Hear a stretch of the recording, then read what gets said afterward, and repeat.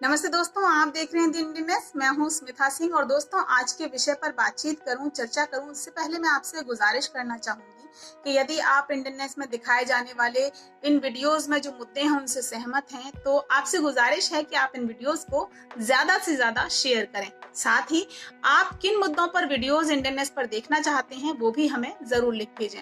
आज इस वीडियो में मेरी चर्चा का विषय है स्ट्रेस यानी कि तनाव। सुनने में बहुत आम साधारण सा शब्द आपको लगेगा, लेकिन यही तनाव जब अति से ज्यादा हो तो इंसान को कितनी सारी और परेशानियों से घेर देता है, आप इसकी कल्पना भी नहीं कर सकते। गुड स्ट्रेस यानी कि थोड़ा तनाव अच्छा होता है, इंसान को कुछ नया करने के लिए प्रेरित करता है। लेकिन यही तनाव जब अपनी लिमिट्स, अपनी सीमाएं क्रॉस कर दे तो बहुत सारी मेंटल और फिजिकल प्रॉब्लम्स की वजह बनता है। बीते 9-10 महीने में यानी कि कोरोना काल में इस तनाव ने सैकड़ों दिमागों में अपना घर बनाया है। जानते हैं क्यों? क्योंकि अपनी इस भागम भाग भरी जिंदगी में हम में से किसी ने कभी ये कल्पना नहीं की थी कि इतनी सारी अवांछित छुट्टियों से हमारा साक्षात्कार हो जाएगा। ऐसा आराम मिलेगा जो नाक में दम कर देगा। मैं अपने दोस्तों से भी हमेशा कहती हूँ कि अति हर चीज की बुरी होती है, फिर वो आराम ही क्यों ना हो, और आराम भी ऐसा कि नींदें आराम कर दे तो आप फिर कल्पना कर सकते हैं। लोग नौकरी की चिंता, कोरोना के खौफ और आर्थिक तंगी के कारण आज घरों में बंद हो गए हैं और घरों में बंद होने की वजह से उन्हें बहुत सारी मेंटल प्रॉब्लम्स का सामना करना पड़ रहा है। जितनी भीड़ आज अस्पतालों में दूसरी समस्याओं के मरीजों की है, उससे कहीं ज्यादा भीड़ अस्पतालों में ऐसे मरीजों की है जो तनाव जैसी समस्याओं से दो चार हो रहे हैं। नींद ना आना, बेचैनी होना, घबराहट होना, उल्टियां आना, बेवजह का किसी अनजान चीज का डर सताना, ये तमाम जो चीजें हैं वो तनाव से ही आती हैं। ये हालत सिर्फ हमारे देश में है ऐसा भी नहीं है, विश्व के कमोबेश हर देश में यही स्थिति है। लोग इसी तरीके की मानसिक समस्याओं से आज जूझ रहे हैं। तनाव और अवसाद लोगों के दिमाग में अपना घर बना रहा है। अनजान डर, बेचैनी, बेवजह की चिंता, घबराहट, चिड़चिड़ापन आदि कुछ आम और सामान्य लक्षण हैं जो व्यक्ति में शुरुआत से दिखाई देते हैं। लेकिन शुरुआत में इंसान को लगता है कि ये आम बात है, लेकिन ऐसा होता नहीं है। धीरे धीरे ये चीजें जब हावी होने लगती हैं तो व्यक्ति मानसिक विकारों से घिर जाता है। अगर आप ऐसा महसूस कर रहे हैं कि बीते कुछ महीनों में आपकी सोच में नकारात्मकता आई है, नकारात्मकता पैर पसार रही है, तो हो सकता है कि आपके कदम भी तनाव की ओर बढ़ रहे हों। आप खुद को इस बीमारी की तरफ जाने से रोकिए, खुद को तनाव से बचाइए और इसके लिए अपने दैनिक जीवन में कुछ चीजों को रूटीन में लाइए। जैसे अगर आप ज्यादातर समय खाली बैठते हैं या अकेले रहते हैं तो उस समय का इस्तेमाल करिए, कुछ क्रिएटिव काम करिए, कुछ नया करिए जो आपको अच्छा लगे। आपकी खुद की हॉबी ही आप ले सकते हैं।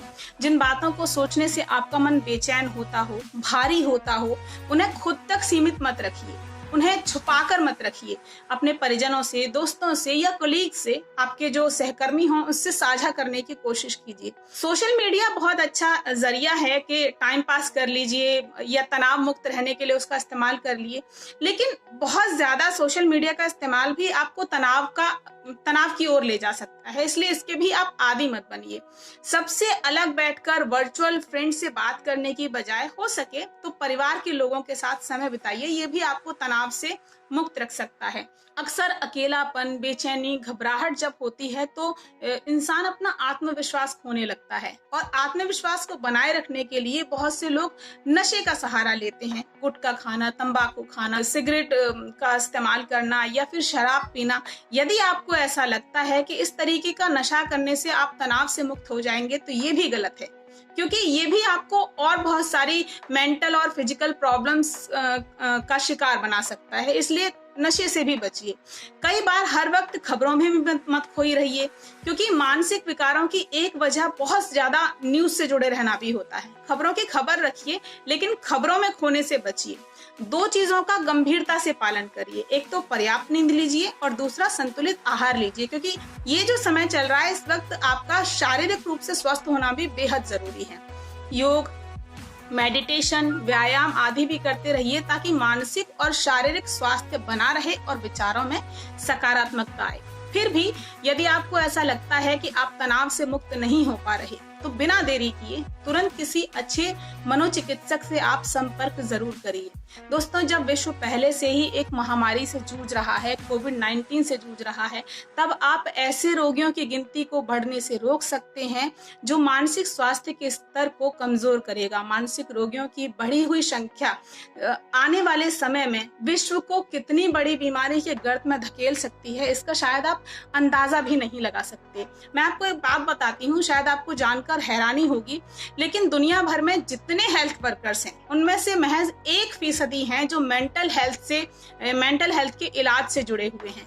ऐसे में यदि मानसिक रोगियों की गिनती बढ़ती है तो वो हमारे लिए कितना विकट वाला संकट होगा, ये आप अब सोच सकते हैं। कोरोना मरीजों की संख्या आज लाखों में है, इसलिए आज हमें ज्यादा मानसिक सबल होने की जरूरत है, क्योंकि शरीर के स्वस्थ और अस्वस्थ होने का संबंध सीधा सीधा दिमाग से होता है। स्वास्थ्य पर निर्भर करता है कि आप किसी परेशानी से कितना लड़ सकते हैं, इसलिए शरीर के साथ साथ दिमाग के स्वास्थ्य का भी ध्यान दीजिए।